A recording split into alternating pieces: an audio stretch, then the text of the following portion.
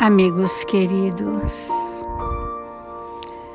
nesta manhã luminosa em nossas vidas, elevemos o nosso pensamento a Jesus, bom e amado Mestre, para juntos, Senhor, em seu nome, entrarmos no fluxo das inspirações divinas, onde buscaremos neste manancial os nutrientes para os nossos espíritos,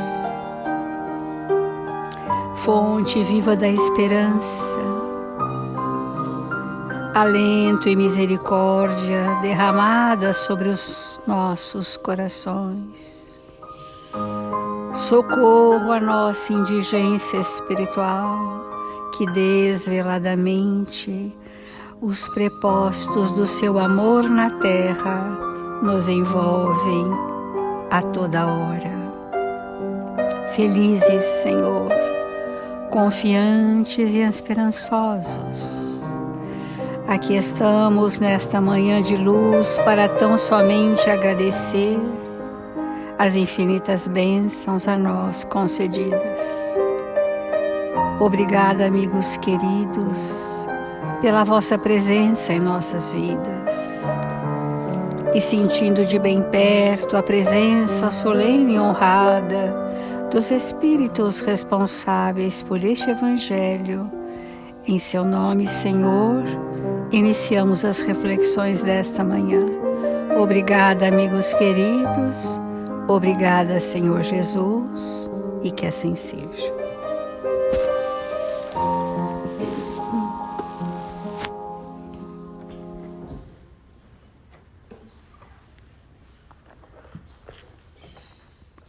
Do Evangelho segundo o Espiritismo, capítulo 5, Bem-aventurados os aflitos. E dentro das aflições terrenas, estamos no item A felicidade não é deste mundo. Então, aquilo que consiste a felicidade sobre a terra é uma coisa tão efêmera para aquele que não age sabiamente, que por um ano, um mês, uma semana de completa satisfação, todo o resto se escoa numa sequência de amarguras e decepções. E notai, meus caros filhos, que falo aqui dos felizes da terra, daqueles que são invejados pelas multidões. Porque nós temos os que são felizes segundo as satisfações do mundo, e os que são felizes como espíritos. E durante todas as nossas reflexões, nós temos questionado bastante se o que nós buscamos como felicidade é a felicidade perene do espírito, ou se são as efemeridades, os momentos fugazes e passageiros que nós confundimos conforto com felicidade. Todavia, não deduzais de minhas palavras que a terra esteja dedicada para sempre a uma destinação penitenciária. Não, certamente não, porque dos progressos realizados podereis deduzir facilmente os progressos futuros. Os progressos realizados intimamente, ou seja, as construções morais do espírito, vão gerar progresso futuro, ou seja, um estado futuro de profundo bem-estar espiritual. Do espírito sentir-se totalmente no influxo das leis. Claro que não cumprindo as leis na sua totalidade, porque não somos espíritos perfeitos, mas na proporção do nosso tempo evolutivo, já estarmos retilíneos às leis. Isto é possível para nós hoje. Não é uma promessa do Evangelho para daqui séculos. É possível para nós agora vivermos um estado das leis divinas que nada mais são do que vivermos o Evangelho. A grande maioria de todos nós achamos que viver o Evangelho é impossível. Mas Jesus trouxe um Evangelho possível para espíritos em provas e expiações, nem para espíritos regenerados, tão somente. Jesus trouxe o Evangelho para espíritos em situações provacionais e expiatórias, para ser vivido agora. A pergunta é: o que nos impede? E se nós não tivermos uma resposta profunda, seguiremos assim mesmo. Então, facilmente deduziremos os progressos futuros e dos melhoramentos sociais conquistados, novos e mais fecundos melhoramentos. Nós vemos na ambientação reencarnatória onde estamos inseridos, muitas pessoas com planos nobres, planos de implementação do progresso social, moral, científico, filosófico, religioso do planeta. São espíritos imbuídos de responsabilidades imensas que vieram para dar a sua contribuição. Mas isso não se implantará se no mundo íntimo de cada um de nós isso não for também uma verdade. Então, esse estado que nós buscamos é uma paternalização social de que o mundo se responsabilize pelo meu bem-estar, pelo bem-estar da sociedade, que alguém faça por nós, sem que esta luz tenha se acendido na nossa intimidade, é impossível implantar. É impossível. Por isso que é individual o progresso, segundo Kardec, no Livro dos Espíritos. O progresso é individual. E a soma dos progressos individuais, então, dá o progresso social. A moral social, ora vigente, os usos e costumes de uma época se modificarão. À medida em que nós nos modificarmos, essa moral social vai sofrer profundos abalos, novos padrões de pensamento, novas posturas coerentes estão para ser instalado. Onde? Em nós mesmos. Imagina a satisfação íntima que teremos quando, apesar das dores e das provas do caminho, nos sentirmos retilíneos ao Evangelho de Jesus, sem receio, sem questionar a crítica do outro, sem ficar preso à interpretação do outro em relação a nós. Seremos espíritos livres nessa questão. Porque a nossa não felicidade, ela está muito incrementada pela nossa insatisfação.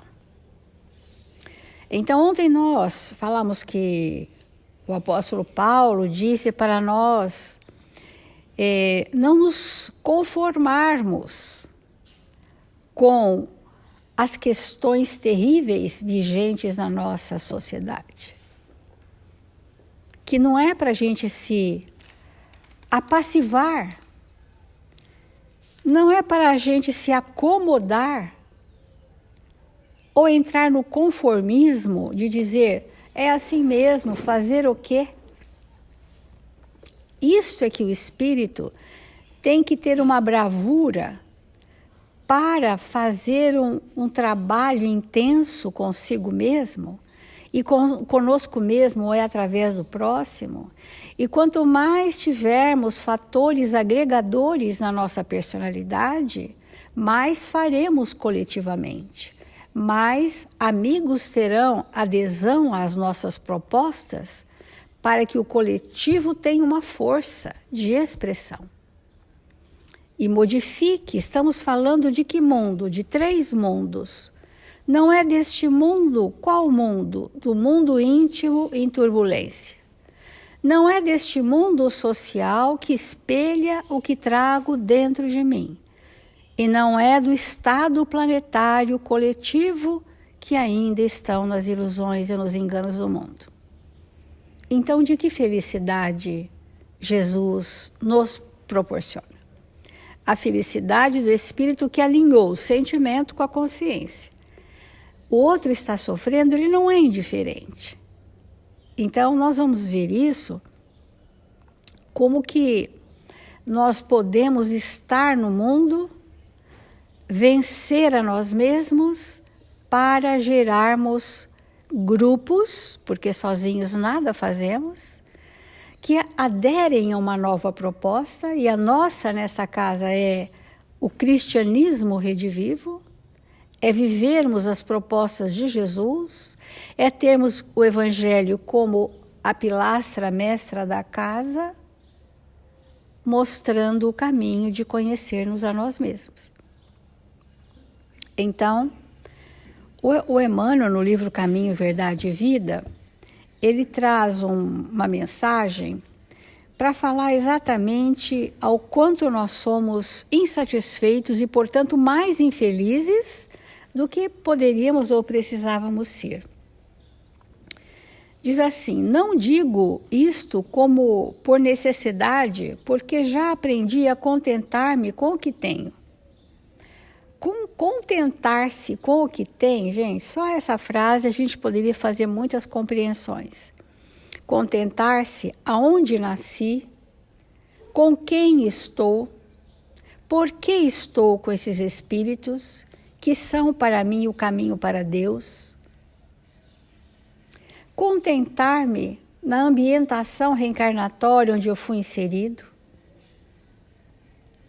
Contentar-me com o absolutamente necessário, com o absolutamente suficiente, e ter gratidão a Deus pelos momentos em que a dor vem nos acordar, para nos tirar da estagnação. Então, diz Emmanuel, a vida simples, condição da felicidade relativa que o planeta pode oferecer, foi esquecida pela generalidade dos homens. A vida simples. Nós estamos agora sendo convidados a uma vida simples, a uma vida sóbria, a uma vida absolutamente sem excessos de nenhuma natureza, nem excessos emocionais, nem excessos de personalidade, nem excessos de consumismo. O convite do tempo de regeneração para aqueles de nós que quereríamos entrar, esse é o tempo, a vida simples, condição da felicidade possível na Terra. Esmagadora percentagem das súplicas terrestres não consegue avançar além do seu acanhado âmbito de origem. Pedem-se a Deus absurdos estranhos. Raras pessoas se contentam com o material recebido para a solução de suas necessidades. Aquilo que me veio, que me é possível, é absolutamente o necessário para as minhas necessidades evolutivas. Mas eu sou insatisfeito, eu me queixo, eu exijo, eu quero mais, eu quero diferente. Não é bem assim.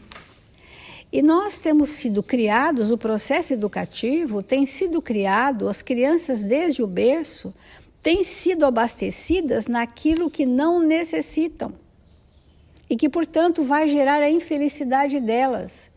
E os pais não acordaram para isso. Nós estamos impondo a um bebê, a uma criança, a um adolescente, situações que eu penso ser o bem, mas que vai gerar a infelicidade dos meus filhos. Pensem nisso. O homem pedem-se a Deus esses absurdos. Raríssimas pedem apenas o pão de cada dia como símbolo das aquisições indispensáveis, que é a prece do Pai Nosso, dá-me o pão de cada dia, o absolutamente necessário. O homem incoerente não procura saber se possui menos para a vida eterna, porque está sempre ansioso pelo mais das possibilidades transitórias. As síndromes ansiosas, das quais eu sempre estou falando, porque é um contingente enorme que nos busca, uma das origens é a insatisfação, é o vazio. Impreenchível, a pessoa entra num processo voraz, com a vida. E não percebe, porque está sempre ansioso pelas possibilidades transitórias. E a possibilidade transitória, ela vem com um certo encantamento ou prazer e acaba rápido. E aí vem a voracidade, a compulsão. Eu quero mais, eu quero mais, eu quero mais. E isto gera a infelicidade. Então,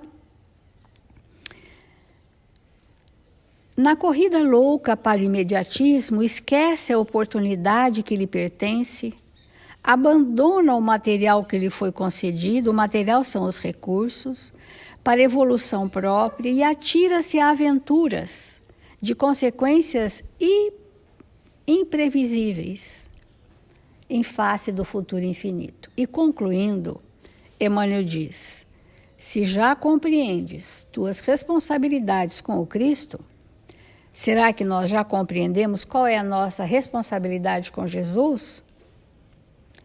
Lembra-te de que Paulo de Tarso, o apóstolo chamado por Jesus para a disseminação da verdade divina entre os homens, foi obrigado a aprender a contentar-se com o que possuía, penetrando o caminho de disciplinas acerbas. Estarás, acaso, esperando que alguém realize semelhante aprendizado por ti? Vamos refletir.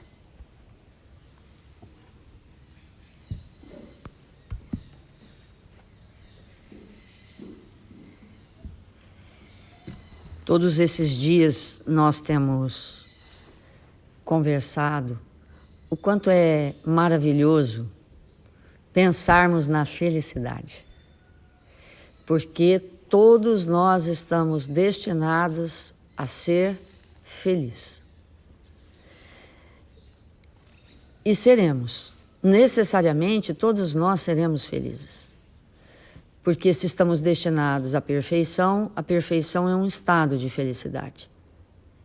Então, isso é muito motivador para nós, é muito esperançoso. E estudar e compreender cada vez mais profundamente o que é essa felicidade e sairmos do campo das ilusões e dos enganos com relação ao que seja essa felicidade, nos auxilia muito a acelerar o processo desse estado de perfeição que um dia nós vamos adentrar.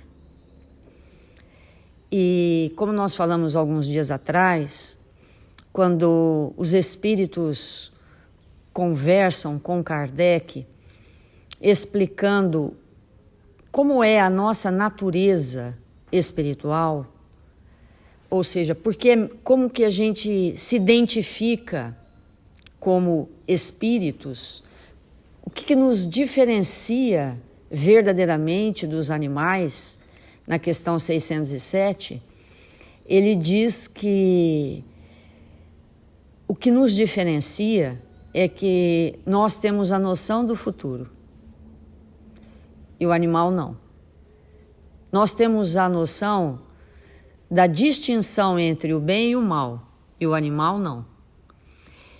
E por último, nós temos perfeita noção da responsabilidade. Então,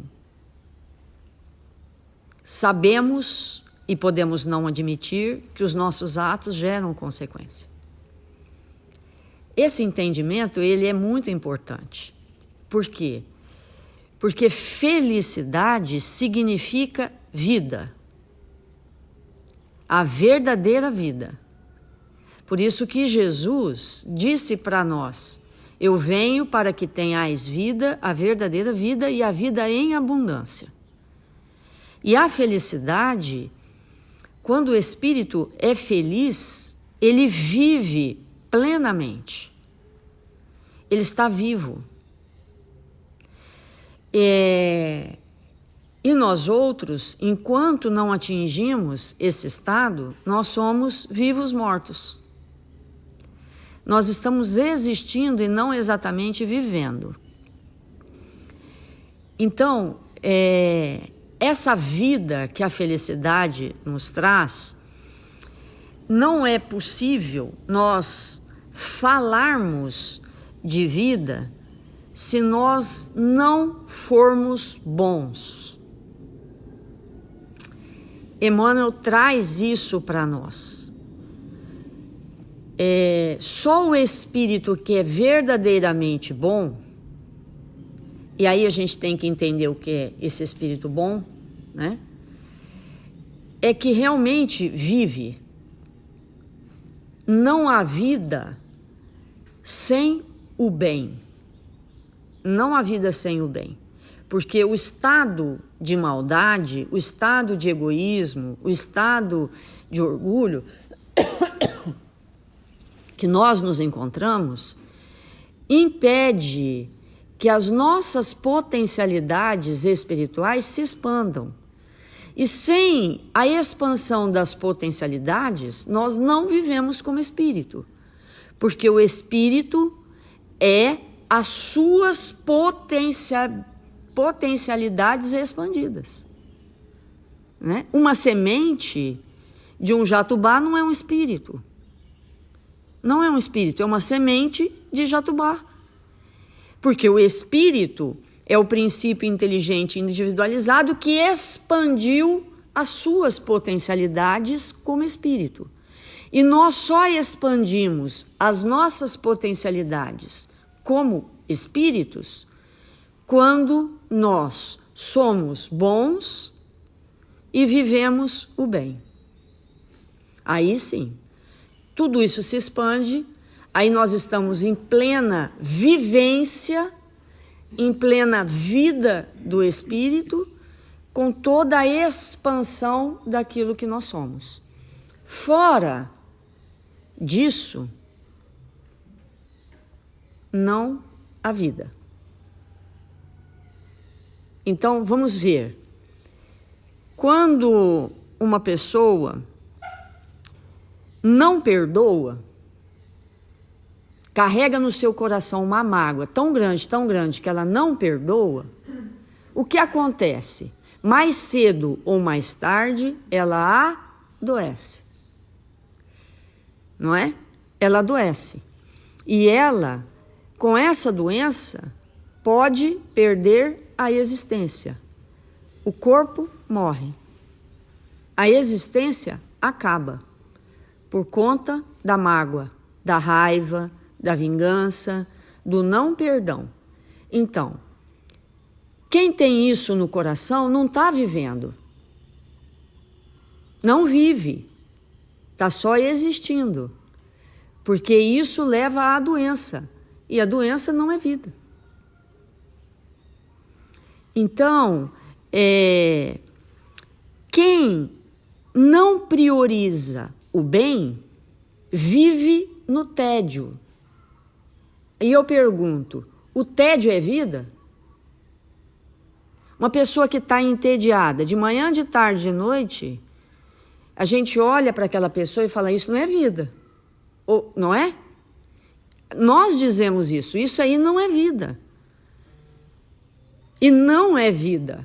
O tédio não é vida. E o tédio é o quê? O espírito que se entregou ao acanhamento de si mesmo, está fixado só nele, a ponto de se entediar. É um vazio, como a Célia está colocando. É um vazio existencial, não é vida. Por isso que Jesus vai dizer para nós que a felicidade não é deste mundo onde nós cultuamos a mágoa, a raiva, o ressentimento, o tédio, onde nós cultuamos o individualismo. Então, realmente, quando o espírito ele cultua o egoísmo e o orgulho, ele, em geral, ele não conhece a fraternidade, não é? Porque quem é o fraterno? Aquele que limita a quase zero o seu orgulho e o seu egoísmo. Mas aquele que não limita o orgulho e o egoísmo, ele adentra numa espécie de sofrimento. Como chama esse sofrimento? Solidão. A gente olha para uma pessoa que está numa solidão absoluta e diz assim, isso não é vida. Não é? A gente diz, isso não é vida. E não é mesmo.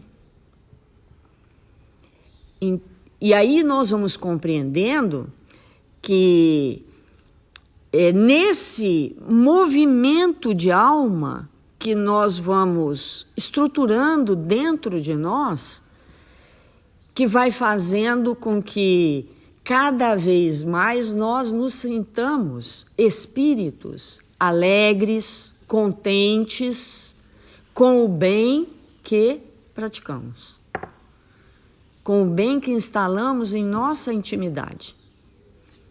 Então, toda vez que nós pensamos nessas questões, que nós estamos entristecidos, quando alguém, por exemplo, permanece muito tempo num estado de depressão, o que ela está revelando? Que ela não está expandindo as suas potencialidades, e quando a gente expande as nossas potencialidades, nós nos felicitamos profundamente. E o espírito que está deprimido, ele esqueceu dele mesmo. Ele esqueceu de construir na sua intimidade o seu mundo íntimo, que pode ser um mundo super feliz. Ele passou a investir nas coisas que passam, nas coisas que duram 1 segundo, 10 minutos, 3 dias, mas que não são perenes. E uma das coisas que mais nos sustentam na Terra, são os relacionamentos saudáveis. E quando a gente fala de relacionamentos saudáveis, nós não estamos falando de relacionamentos sem problemas. Porque muitas vezes no entrechocar das almas, no esforço que a gente faz para ficar num relacionamento que não é assim tão bom, que nós vamos verificar lá na frente que aquilo sim era um relacionamento saudável. Porque tanto de uma parte quanto da outra estava tentando, no seu máximo, fazer o melhor para permanecer no relacionamento. E relacionamento saudável não é ausência de doença no relacionamento, assim como o conceito de saúde no mundo não é ausência de doença. Olha que importante. Então, um relacionamento que às vezes é complicado, que não nos satisfaz integralmente, que dá dor de cabeça, que promove em nós dificuldades, que a gente tem vontade de desistir, às vezes até da gente, às vezes até da vida, às vezes até do relacionamento, mas aquilo é saúde, porque nós estamos na luta. Nós estamos no desenvolvimento das nossas potencialidades. Porque um relacionamento cheio de conflito, para ele continuar existindo, seja da forma que for, nós temos que expandir as nossas potencialidades. A gente tem que perdoar, a gente tem que relevar, a gente tem que entender, a gente tem que ser fraterno, abrir mão. E tudo isso é a saúde do espírito. Então, às vezes, as pessoas falam assim, não, o meu relacionamento com a minha mãe é terrível, com meu pai é terrível, com a minha esposa, com meu marido, com meus filhos, é tudo mais ou menos ruim, né? Nossa, que coisa, por que não... Mas tudo isso é saúde. É isso mesmo. É isso que, Sem isso, sem esses embates, sem essas lutas, a gente estaria na cama, deprimido no último. É esse movimento da alma que faz a gente, não, vamos mais um pouco, vamos esticar mais uns dias, vamos seguir mais um tempo. Isso é a felicidade.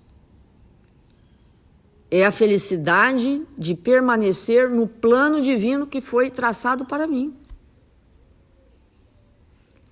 que eu estabeleci como melhor para mim. Então, esses conceitos, esses paradigmas, quando a gente olha lá o Conselho, a ONU propaga que o Conselho de Saúde não é ausência de doença, mas sim vai. O que ele quer dizer? Isso que nós estamos falando. Está lutando? Está saudável. Está tudo bem, né? É isso que nos felicita. Vamos fazer a nossa prece e permanecer com muita confiança em Deus.